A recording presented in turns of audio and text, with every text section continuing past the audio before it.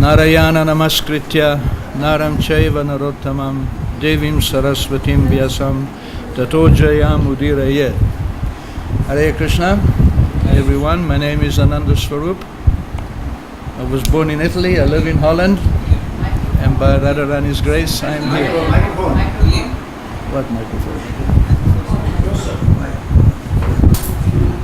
The microphone is off?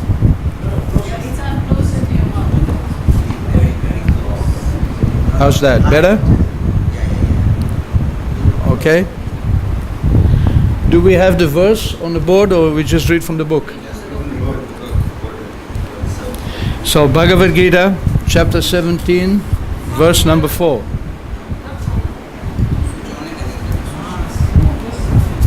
The sound is not there. Huh? The sound is not coming. Wait.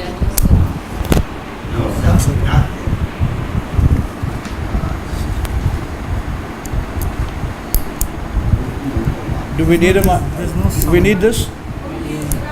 Well, it is there for the FM also, the radio. What? Those on the radio. On the radio. Achha. But there's Oh, no it's sound. not working. This is on channel 99.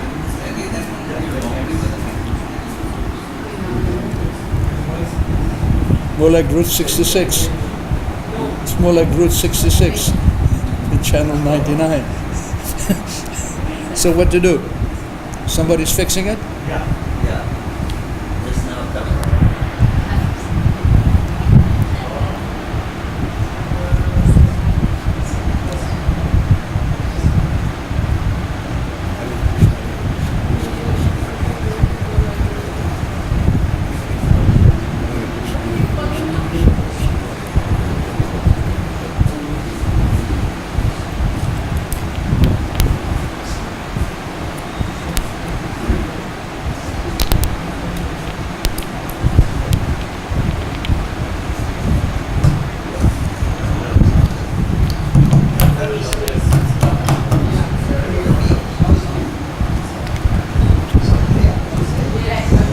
Okay now? ठीक है? अच्छा. Okay, Bhagavad Gita, chapter 17, verse number 4. Yajante Satvika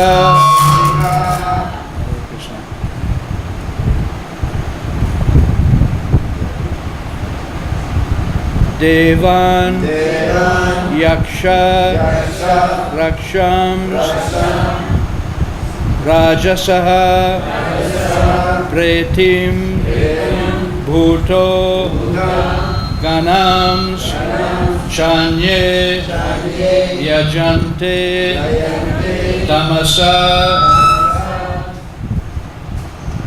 Janai Yajante Satvika Devan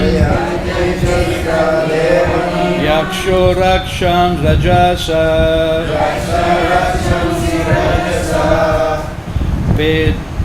Pretim Bhuto Gamams Chanye Yajante Tamasa Janaha Yajante Satvika Devan Yaksha Rakshams Rajasaha Pretam Bhuta Ganams Chanye Yajante Tamasa Janaha Jayante Satvika Devam Yasara Sansirajasaha Pretam Bhuta Ganashchane Jayante Tamasa Janaha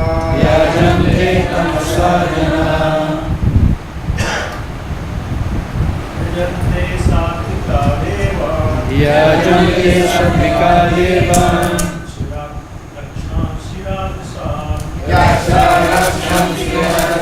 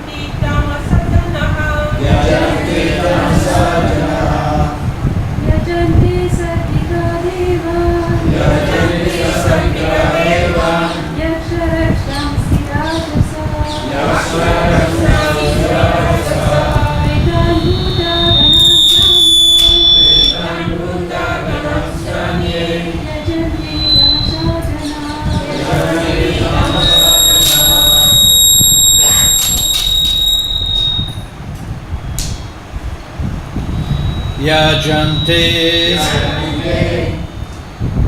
worship. Sattvikai, those who are in the mode of goodness. Devan, demigods. Yaksharakshams, demons. Rajasa, those who are in a mode of passion. Pretan, spirits of the dead. Bhutaganam, ghosts. Cha, and Anye, others. Yajante, worship. Tamasa, in a mode of ignorance. Jana, people. Translation and purport for Srila Prabhupada. Men in a mode of goodness worship the demigods. Those in a mode of passion worship the demons. And those in a mode of ignorance worship ghosts and spirits. Please repeat. Men in a mode of goodness, worship the demigods. Those in a mode of passion worship the demons. And those in a mode of ignorance worship ghosts and spirits. Purport. In this verse, the Supreme Personality of Godhead describes different kinds of worshippers according to their external activities. According to scriptural injunction, only the Supreme Personality of Godhead is worshipable. But those who are not very conversant with the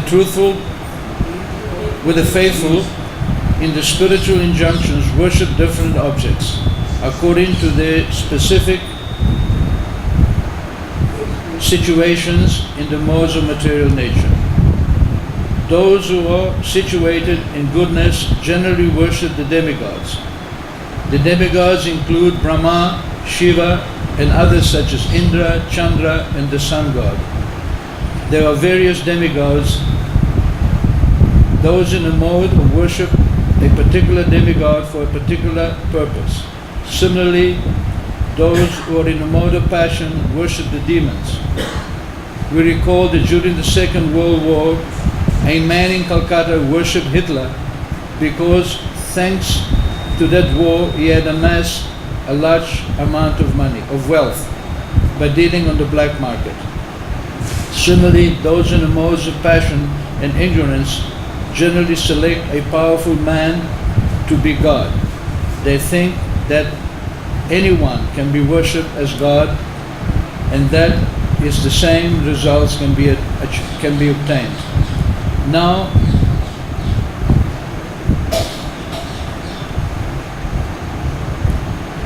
it is clearly described here that those who are in a mode of passion worship and create such gods, and those who are in a mode of ignorance, in darkness, worship dead spirits. Sometimes people worship in the tomb of some dead man. Sexual service is also considered to be in a mode of darkness. Similarly, in remote villages in India, there are worshippers of ghosts. We have seen that in India, the lower class people sometimes go to the forest, and if they have knowledge of a ghost that lives in a tree, they worship that tree and offer sacrifices. These different kinds of worship are not actually God worship. God worship is for persons who are transcendently situated in pure goodness. In the Srimad Bhagavatam 4.2.23 it is said, Sattvam Vishuddham Vasudeva Shabditam. When a man is situated in pure goodness, he worships Vasudeva. The purport is that those who are completely purified of the material modes of nature and who are transcendently situated can worship the Supreme Personality of God. The impersonalists are supposed to be situated in a mode of goodness, and they worship 5 kinds of demigods. They worship the impersonal Vishnu form in the material world, which is known as philosophized Vishnu. Vishnu is the expansion of the Supreme Personality of Godhead, but the impersonalists, because they do not ultimately believe in the Supreme Personality of Godhead, imagine that the Vishnu form is just another aspect of the impersonal Brahman. Similarly, they imagine that Lord Brahma is the impersonal form of the material mode of passion. Thus, they sometimes describe 5 kinds of demigods to be worshipable. But because they think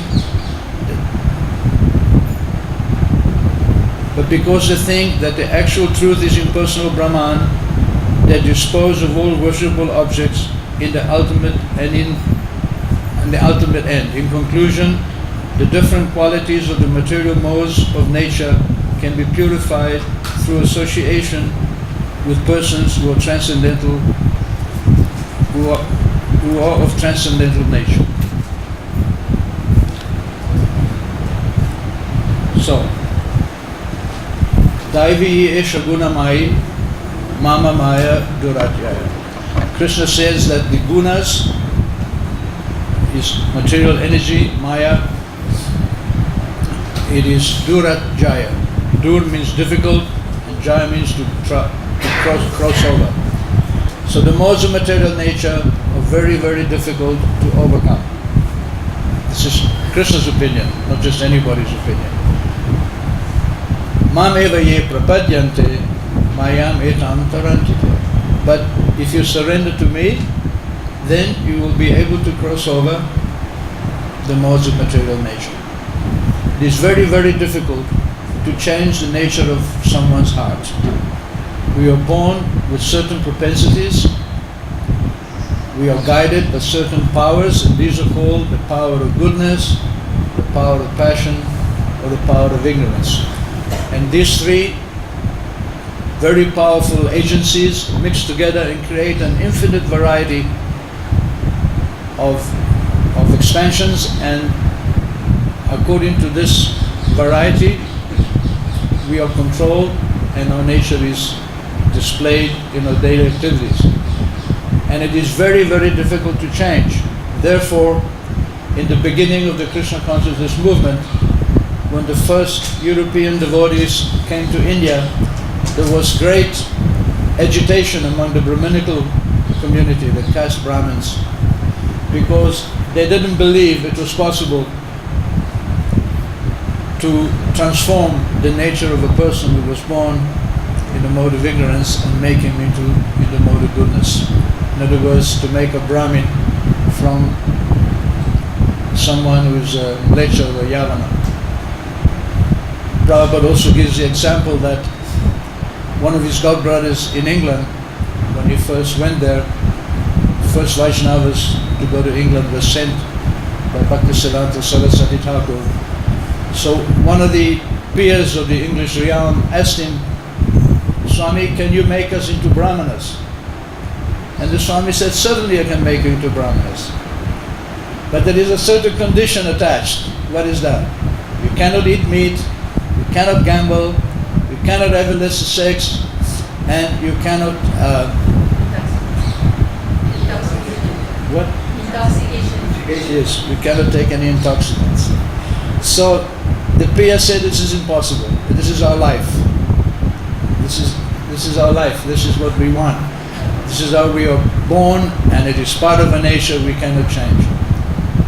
But Sanatana Goswami says that just like you can change bell metal into gold through a process of alchemy, so you can change a man's nature from ignorance to goodness, but in only one way. There is only one way you can do that. And that is if Krishna wants. If Krishna agrees, he can change your nature. You cannot do it on your own. It's not possible.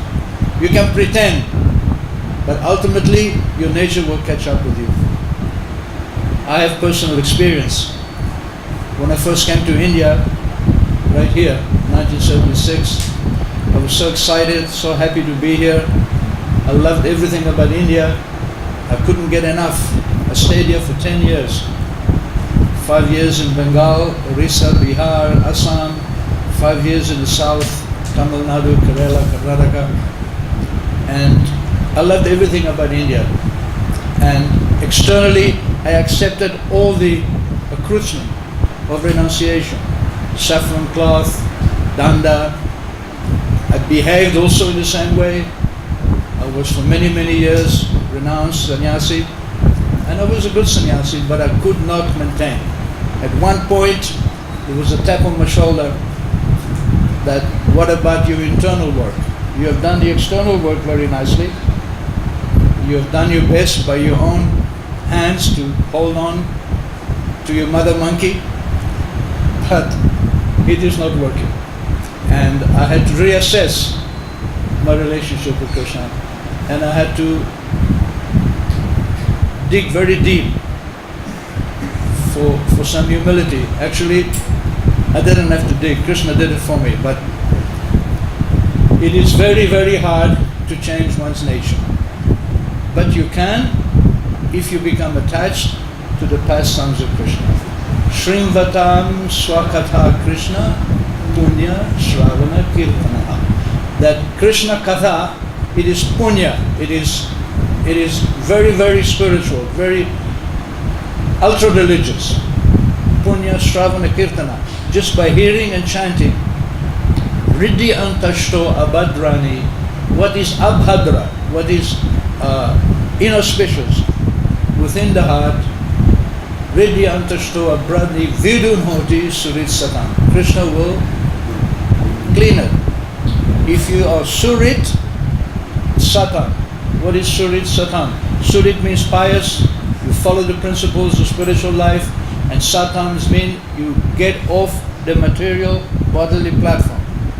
We are not this body, we are spirit within the body, and theoretical understanding is not enough.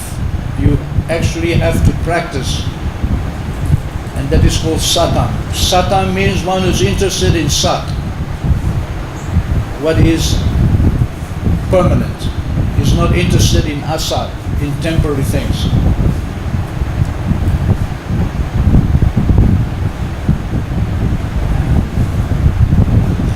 And this is what Srila Prabhupada taught us, how to behave in the mode of goodness. And in this chapter, 17th chapter, it is mainly, Krishna mainly speaks about the three modes of material nature. Like here, you can see that those who are in passion, they worship demigods. Those who are in ignorance, they worship ghosts. But those who are in goodness, they worship Krishna. And it is not difficult to worship Krishna. It is actually very easy. We make it difficult. Just like if I want to touch my nose, it's very easy, right? But I can make it difficult too. If I want to do it this way, well, it's my choice. But the easy way is like this. This is the easy way to scratch your nose. So similarly, worshipping Krishna is very simple, if you agree. Normally, we don't agree. Our mind, it is absorbed in asat.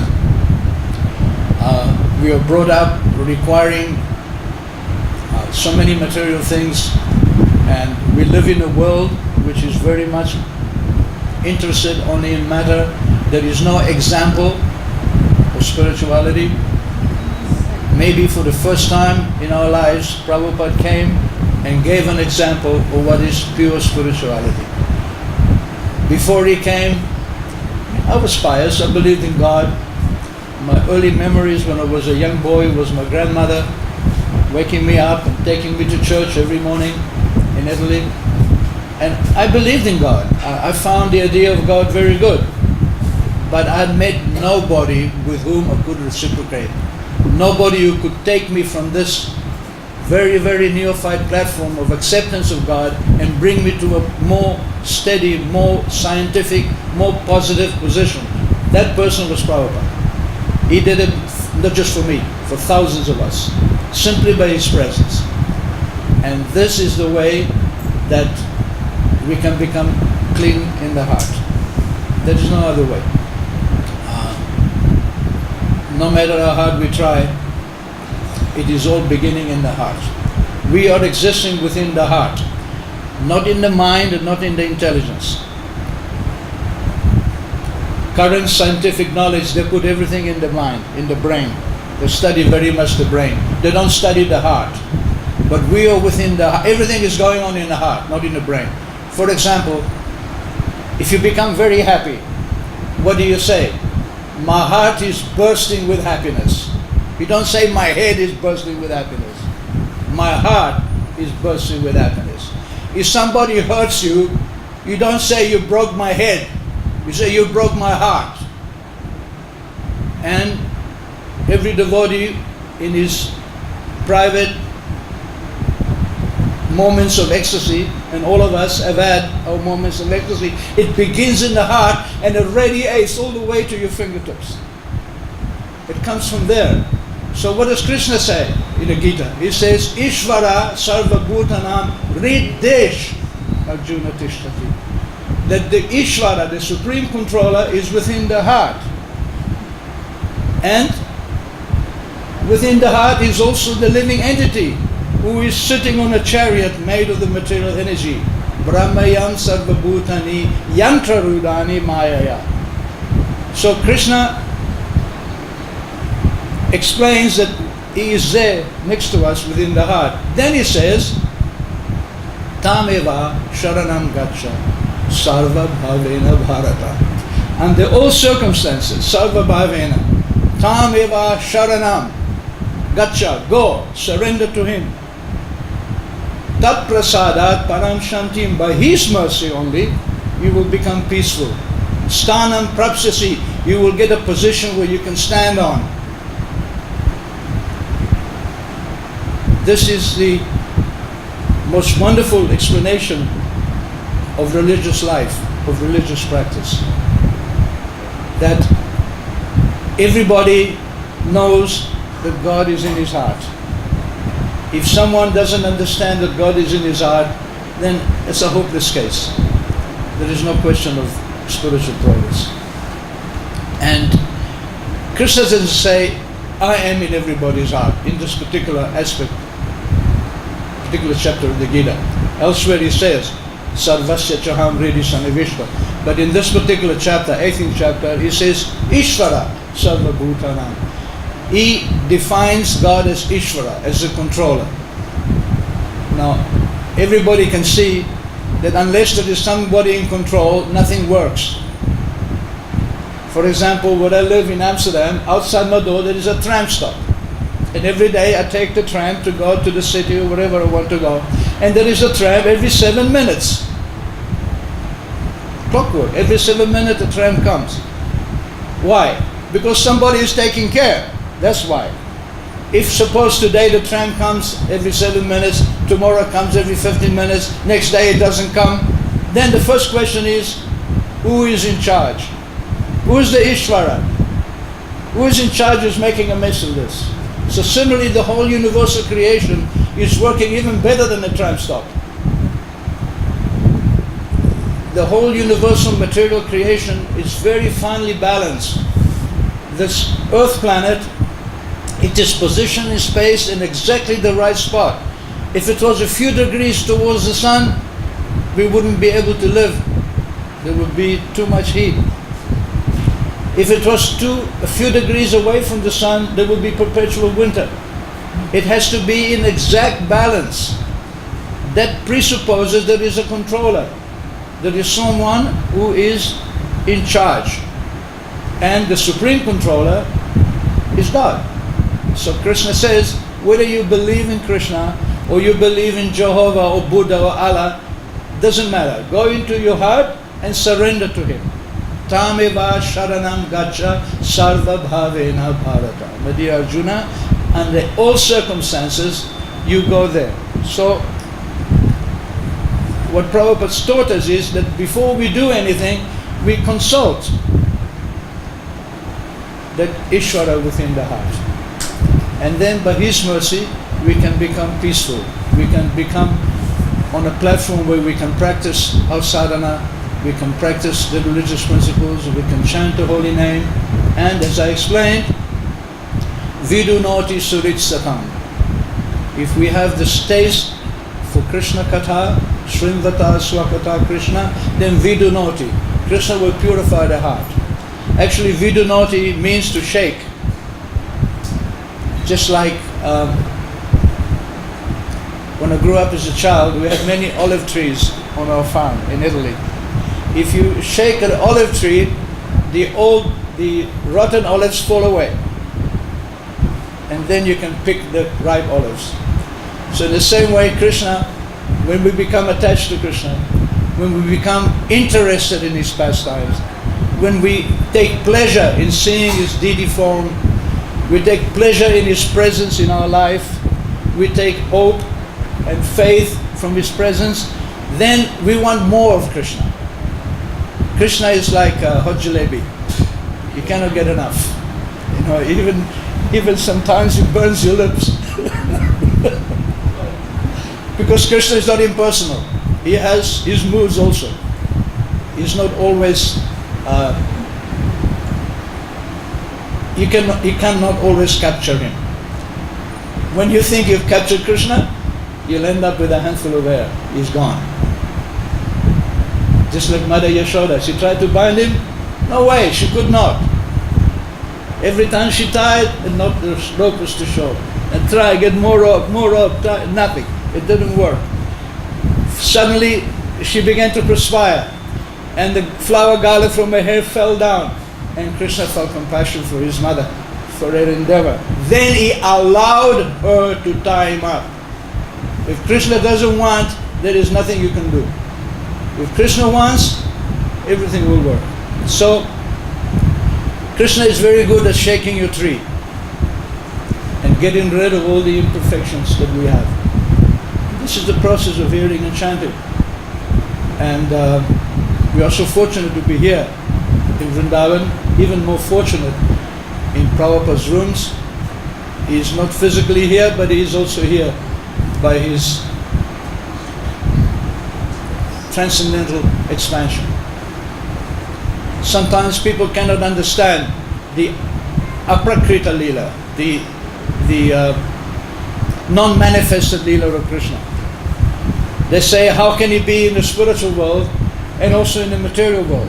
They cannot, but actually, I know Krishna is in my heart. You know Krishna is in your heart.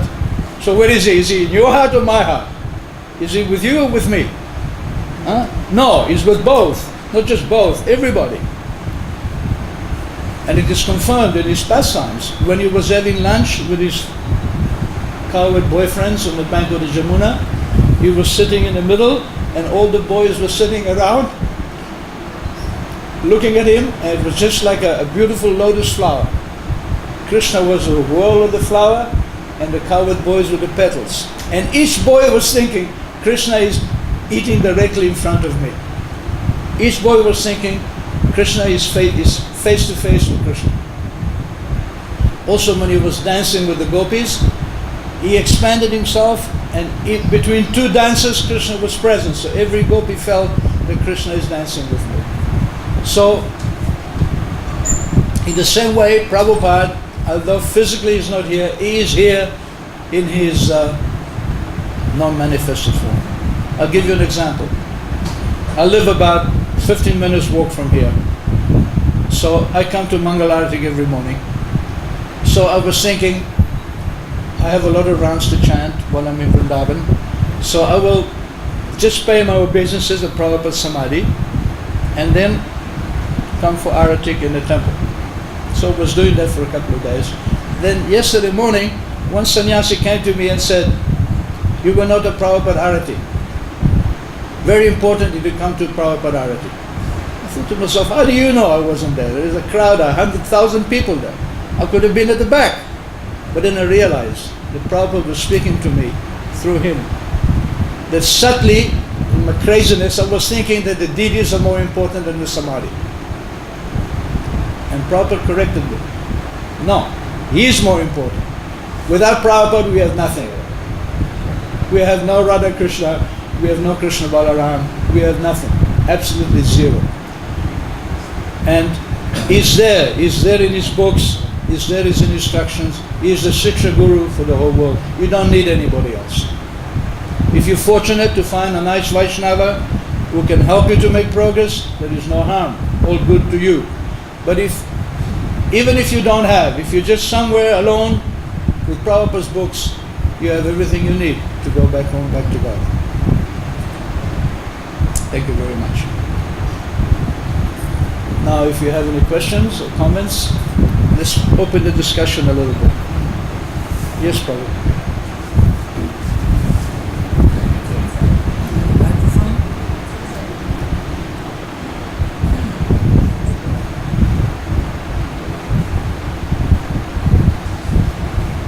There's a microphone. Right. So you are giving the example of this no intoxication, no meat eating, no this one. So these four things maybe we can control and by the help of the Lord we can control these things. But the most uncontrollable thing is the tongue. And the second thing is the lust. The lust is which always keeping on disturbing us. Other things maybe we can see that how Krishna is helping us in everything, but the lust is so strong, it doesn't help. So when it doesn't help, then we look for something which is, then we have the greed also. So this thing is giving us disturbance. I can be in intoxication, I can control that one, I can control meat eating, I can control gambling, I can control everything. But this lust and greed cannot be controlled. It's true. The tongue is the karmadya jivahati lobamoya sudurmati. It is the source of lobe, greed, which is next door to lust. Like everybody, I've had my problems with lust. But lately it's become a little bit less. After all, I'm just turned 74, so there is not much opportunity for enacting any lusty desires. Especially we live in a society that if you're over 50, forget it. You don't count anymore. And Prabhupada also said one very nice thing. He said, "Out of sight, out of mind." You may become attached to some woman, or some woman may become attached to some man, but if that person to whom you're attached goes out of sight, within a few days it is out of mind. The attachment comes from association. So, sadhu sangha, sarva shastri hoy, lava matra, sadhu sangha, sarva siddhi hoy. That all perfection comes from sadhu sangha. And the best sadhu I know, topmost sadhu, is Prabhupada. And Prabhupada put so much energy in translating and writing these books.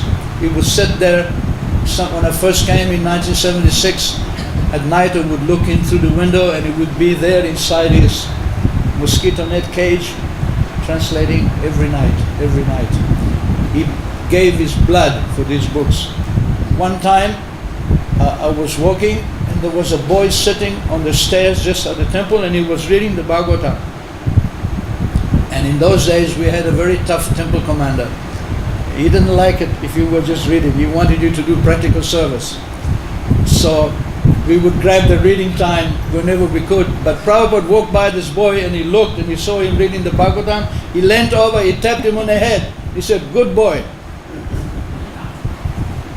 Just like that. So sadhu sangha. Sadhu sangha means you associate with Prabhupada through his books. And I know if you take an interest in his books, he will please Prabhupada more than anything else. Because he put most of his energy in the books. So if somebody takes an interest in what you do, you become pleased. So it doesn't take much. So I don't have the answer for the lust, but I know that as you get older and practice, lust will become minimized.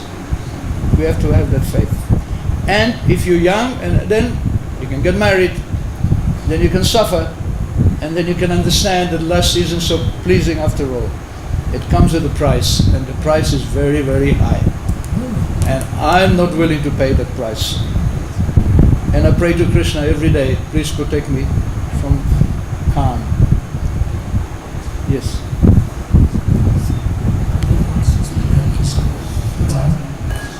It's on. Hey. Let's do one more. Okay. There is one example given by one Prabhupada example or somewhere I heard this one. Even at that time the lust doesn't go. So once the king asked about his servant, and he told me when the dying man is there, you come with me and bring your daughter. So when he bring his daughter, you bring your daughter behind and you be front. So when the dying man he sees the daughter behind but he doesn't see the king. So after seeing the daughter he left his body like this. Thank you very much. Thank you. Hi, you know what I do with those is if things are bothering me, I have the pictures of different deities like Radha Shamsundar, Radha Madhava, and Panchatattva at Laguna Beach, and I write it down and I give it to Krishna. Some people call it putting it in the God box. If it's more than you can handle, you give it to God. But I was thinking what you were saying, which one is the big deal if the sun is, if it goes 20 million, if the Earth goes 20 million miles closer or 20 million miles farther away, which one is the big deal? Again, Which one is the problem? If the sun goes 20, if the Earth goes 20 million miles closer, both the problem. both are problem. Of But, course. so actually, this is a big deal, isn't it? We cooked either way. But the fact is that where the Earth is, this is an important thing, and yet somehow we don't worry about that. But if Krishna can take care of that, then he can take care of our little problems. Probably we take a lot in our society today. Yes. We take a lot for granted. Yes. We're really fools and rascals. There is no other way of saying it. Really fools and rascals. Any other comments, question? How did you? One other thing I wanted to say about lust. I think it has to go that way.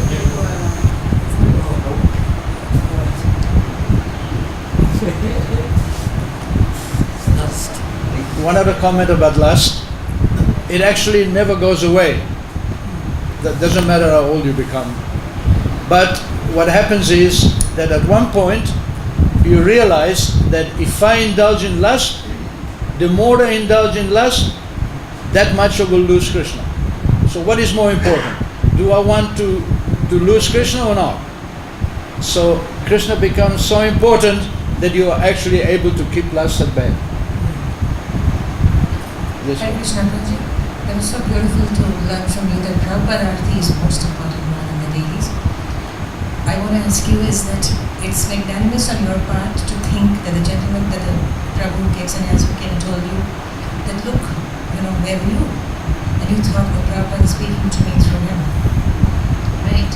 But an ordinary person in your family, we would think it's very difficult to come to that level and think that Srila Prabhupada is talking to me through him. You would think, why can't he just leave me alone? So it's really magnanimous to think that Srila Prabhupada is talking to you through him. But in our day-to-day life, how do we convince ourselves that yes, Srila Prabhupada is telling me this? Oh, if Prabhupada is speaking to you through someone you know, believe me.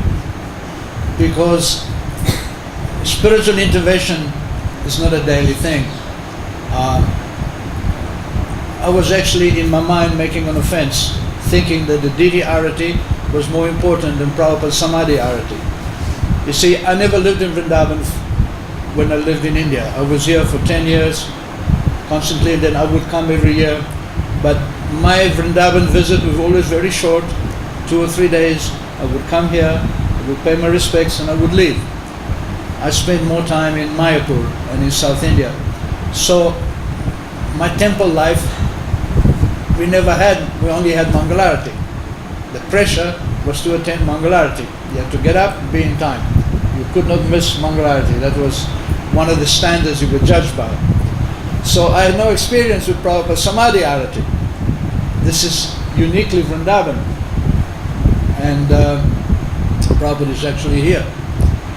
So in my mind I was thinking it's less important, it's actually offensive. And you cannot make offenses in Vrindavan. You can get away with a certain amount of offensive behavior in Mayapur, Lord Chaitanya will forgive you. But in Vrindavan it is not like that. So I needed correction. So I took it that Prabhupada was correcting me. You understand, within the heart, Krishna did me a great favor. He gave me a tremendous amount of mercy by correcting my attitude.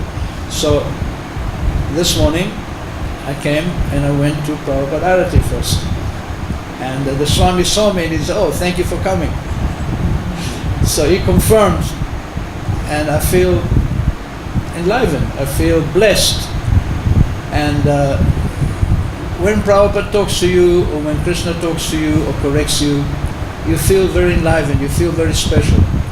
In the material world, when somebody corrects you, or somebody criticizes you, you feel antagonism. Oh, why is he criticizing you? But when Krishna corrects you, or Prabhupada, you feel happy. Oh, he loves me enough to correct me. Samagya? Any other questions?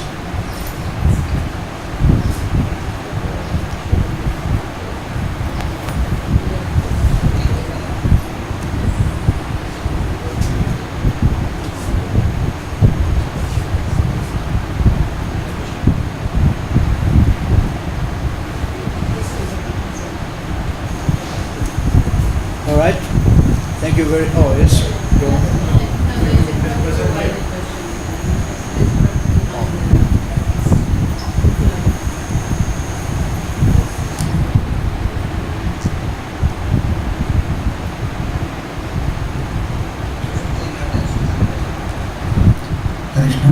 Hare Krishna. As far as lust is concerned, that is four principles, important principles. Out of these four principles, lust is very hard because gambling, meat eating, and intoxication.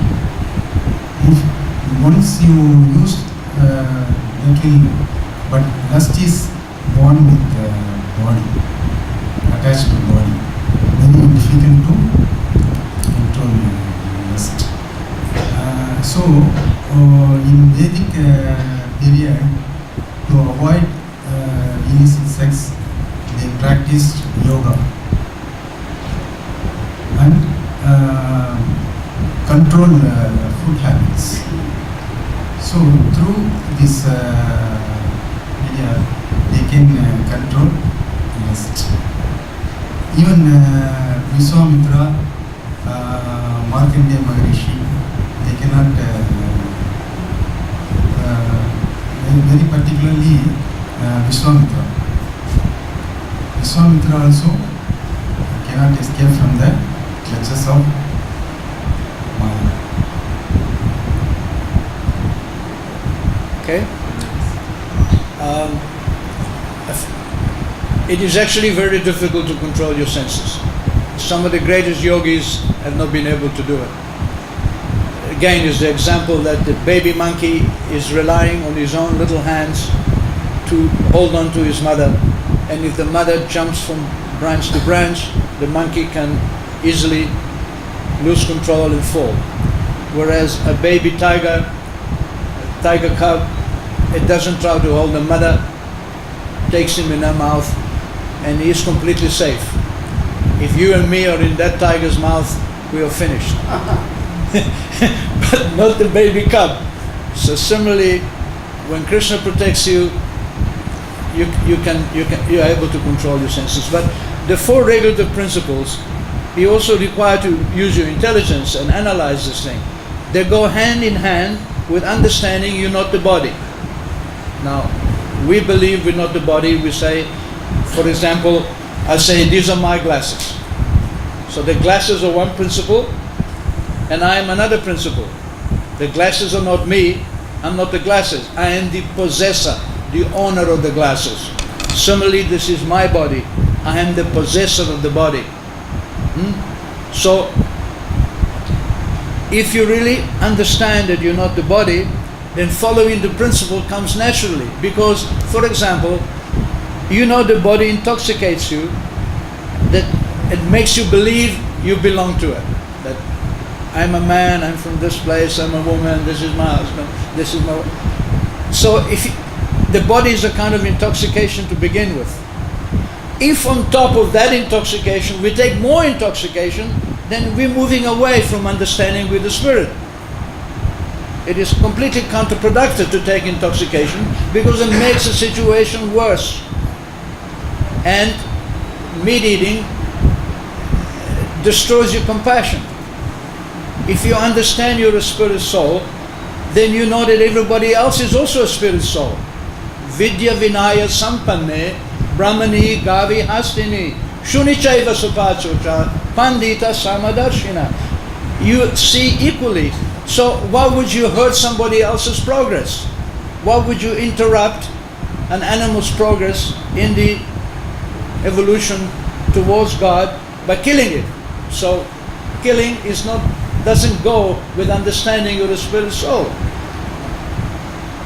Gambling also. Gambling means I put 1 and I want 10 back. No. In the laws of karma, you put 1, you get 1 back. Gambling is cheating. So also it's something which doesn't go with understanding who you are.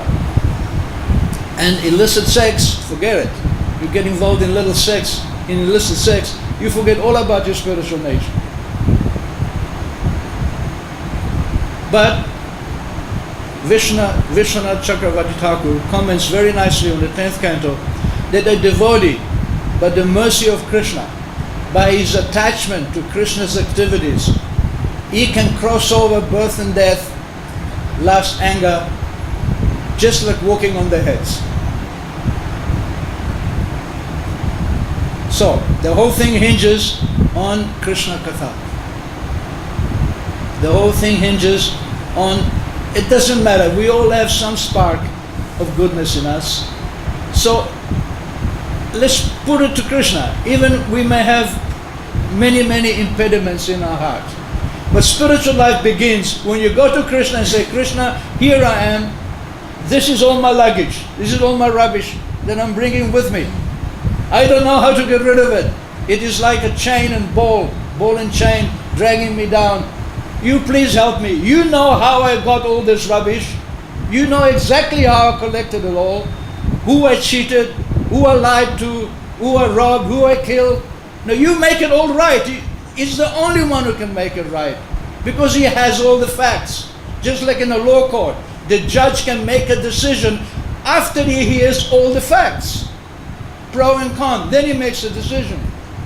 We cannot get rid of our own karma by our own effort. We have to pray to Krishna. Please, help me.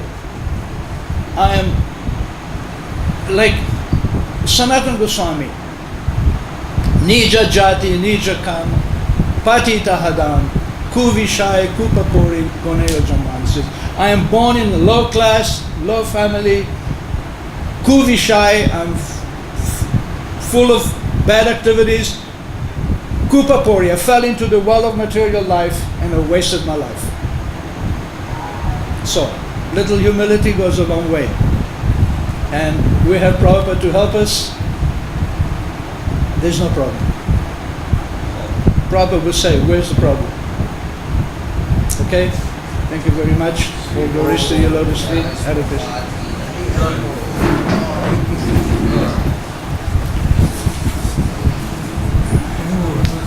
Thank you. Hare Krishna. Thank you very much. In this purport, sorry, what does this particular statement mean?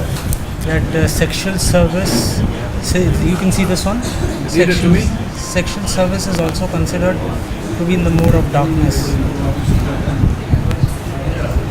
Very good, huh? Thank you very much for listening. Thank you, Prabhu. Sexually, it is in a mode of darkness if it is not connected to Krishna. If you have sex to produce Krishna's children, for children to be made devotees, then it is in the mode of goodness. Otherwise, it is in the mode of darkness, but it creates attachment. You have sex with a woman, then you become attached to her, and you forget about Krishna. But if the idea is to have a Krishna conscious child, then there's no problem. Prabhu, eventually you got married after being a sannyasi. Yes. Now you have children? Then I got divorced. No, not true. You got divorced then? No, just a quick marriage, finished. Oh my God. And then now you are on prastha. Internally, I'm still a sannyasi. Because I was in saffron for almost 10, 12 years something. Just recently I've changed.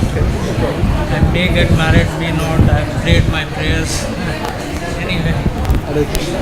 You finished with marriage? Hare Krishna Prabhu, how are you? Good. Haven't seen you in a long time. I come here every year. Where did you come from? Just in England, no? No, Laguna Beach, California. Oh, you're from Laguna Beach. Yes. I get to give class tomorrow. You giving the class tomorrow? So you're not married anymore? No more? No. I got married, I got divorced within 2 years. So that was,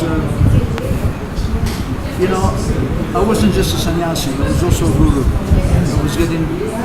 had about 20 disciples. So I wasn't, this is the path I was going down. It wasn't very good for me.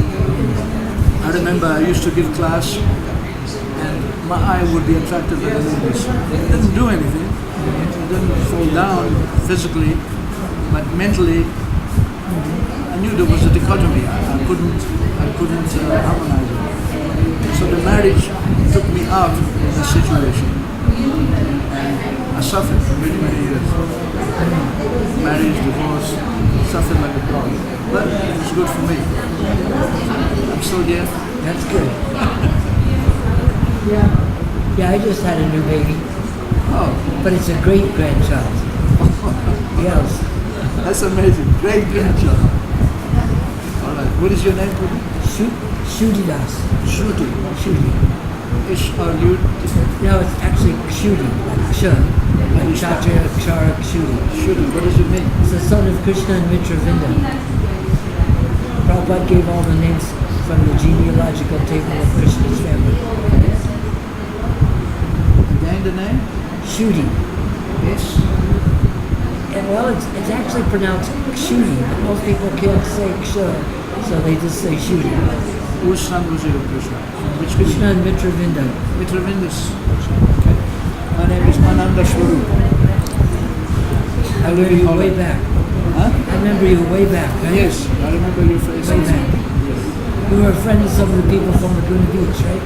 Yes. You knew Alex Kulik and Yeah, Johnny. Alex Kulik and his brother Yeah, David, yes. close friends of mine. Yeah. Alex made me a devotee. Yes. He picked me up in Amsterdam, gave me a Krishna book.